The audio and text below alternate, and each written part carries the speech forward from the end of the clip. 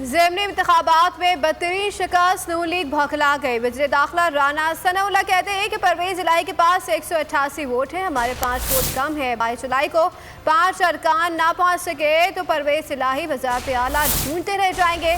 जावेद लतीफ़ की press conference के खिलाफ हाथों पर सवाल का जवाब देने से वज़ीर दाखिला ने गुरेज किया। परवेज़ इलाही के पास या PTI के पास 188 वोट है, हमारे पास भी 180 है। फर्क सिर्फ 5 वोटों का है। 5 लोग अगर उससे गैर हाजिर हो गए तो उसके बाद फिर परवेज़ इलाही साहब वज़ारत आला जो है उसको ढूंढ सकते। ज़ेमनी इंतखाबात में बदतरीन शिकस्त नून लीग भौखला गई। वज़ीर दाखिला राना सनाउल्लाह कहते हैं कि परवेज़ इलाही के पास 188 वोट हैं, हमारे 5 वोट कम है। 22 जुलाई को 5 अरकान ना पहुँच सके तो परवेज़ इलाही वज़ारत आला ढूंढते रह जाएंगे। जावेद लतीफ़ की प्रेस कॉन्फ्रेंस के खिलाफ हाथों पर सवाल का जवाब देने से वज़ीर दाखिला ने गुरेज किया। सब्सक्राइब करें और बेल दबाएं ताकि कोई खबर रह न जाए।